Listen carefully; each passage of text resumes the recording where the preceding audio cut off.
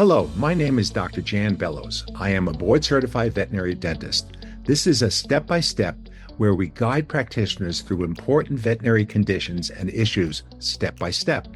Today, we're talking through a comprehensive oral prevention, assessment, and treatment, or COPAT visit. This episode is sponsored by Dechra Veterinary Products.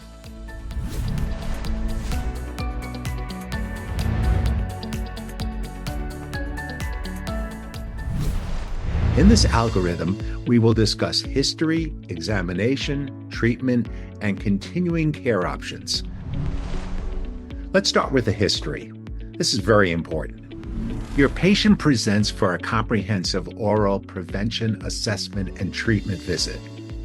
Gather this important information from the owner: signs of bad breath, changes in eating and chewing habits, signs of oral pain, including chattering, pawing at the mouth, or drooling, relevant information from previous dental care visits. Medical history, this is really important. Evaluate how anesthesia is going to be planned by the medical history. Willingness to provide preventative care, and also the willingness for the animal to accept the care. During the time your client and patient is in the exam room, it's important to discuss home care. The willingness for the patient to accept the home care and the willingness for the client to either do toothbrushing or wipes or other active forms of home care compared to passive home care. If your patient is a land shark that's going to be aggressive, you don't want your clients putting their fingers in their mouth. And passive care, such as water additives or daily treats, would be preferred. Next is the examination part of the COPAT visit. Examine the patient. The pre-anesthetic and systemic oral evaluation is so important. This is before anesthesia. Check the gingival color and refill. Auscultate the heart, lungs, and palpate the abdomen for any organomegaly. Check the face for swelling and fistulas underneath the eye. Look for gingival inflammation, bleeding, and oral masses. Check for visible plaque and calculus. Look for obvious dental fractures and particular attention to the canines, maxillary, fourth premolars.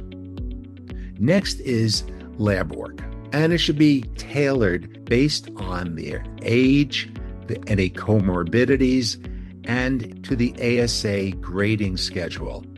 Look for evidence for underlying condition. That's so important to evaluate if the patient has a heart condition, a kidney condition, a liver condition, diabetes, hyperthyroidism. Each will mitigate how you plan your anesthesia. Next part of the exam is the anesthetized oral examination. Take full mouth intraoral x-rays of all teeth.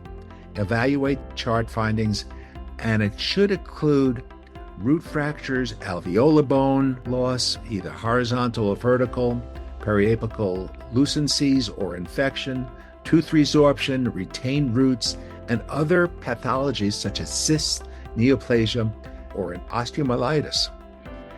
Next should be periodontal probing and charting. Note any abnormal pocket depths, gingival recession, furcation exposure, tooth mobility, or evidence of gingival bleeding.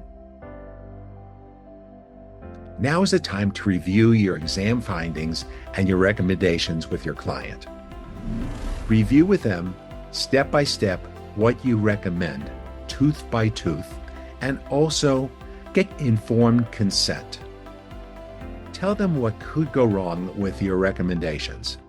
Share with them the expenses involved, and also share with them any home care that is recommended immediately after and follow-up. After your client's discussion, it's time to actually treat what you found. Once you get client approval, perform a dental scaling or have your assistants perform dental scaling, irrigation, and polishing. So you start with a relatively clean mouth, and then select the periodontal therapy based on the disease stages. Stage 1, which is PD1, which is gingivitis, is dental scaling, both above and below the gum line, polishing, irrigation, and consider applying a dental sealant.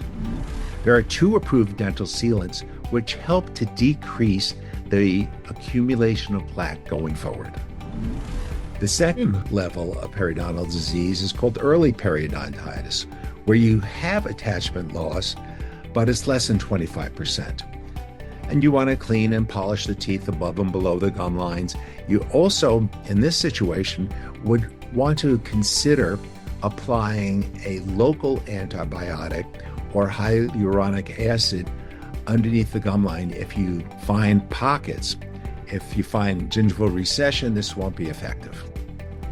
The third level of periodontal disease is called PD3, or moderate periodontitis, which occurs when you have between 25 or 50% attachment loss, either through gingival recession or through pocketing. And again, you want to clean above and below the gum line. In this situation, you start to consider extractions, and it's based on the client's ability to provide home care, because periodontitis is progressive. It's going to get worse, but you can really lessen the time, or actually increase the time until it gets worse, if you can provide home care. If the client is willing to provide home care, then consider applying the local antibiotics or hyaluronic acid. Consider referral for advanced periodontal disease, and consider open or closed root planing. The fourth level of periodontal disease is advanced periodontitis. That's when you have greater than 50% support loss. And in this situation, extraction is the best approach. You might also want to consider referring to a veterinary dentist. The final part of the COPAT visit must include continued care. Communication is so important. The client needs to know whatever disease stage the animal had, what's the prognosis. The client also needs to know if there's going to be discomfort for the patient. Do they need a special soft diet? Very important to reschedule in 6 to 12 months to see how the client's doing with home care. And discuss the importance of home dental care to therapy success. Just like in human dentistry, if a periodontist does periodontal care and then there's nothing after and you don't brush your teeth for 6 months, you can imagine what a disaster that would be. The client has to become part of the treatment process, where they have to use either a daily wipe or water additive or a chew that's approved by VOHC to help decrease plaque production. If they don't, then the therapy that you provided really isn't going to make very much of a difference. Home care instructions are so important for every COPAT visit. So right before the client actually leaves the office and goes home, discuss a tailored home care process to control the production of plaque and tartar. Home care can either be active, passive, or better, both. For my dogs, I actively use the Vetradent dental wipes. Passively, I add the water additive to the diet every day. We recommend VOHC accepted products, both toothpaste, rinses, chews, and diets. Discuss signs of oral discomfort or disease they should report to you. Pouring out the mouth, appetite changes, and it's important to book forward their next appointment, whether it's recheck for the healing of the exam sites, or even better, set up another COPAT visit in the near future. Thank you for joining us, and thank you to Decra Veterinary Products for sponsoring this edition of Step by Step. More resources on veterinary dentistry can be found at vetfolio.com.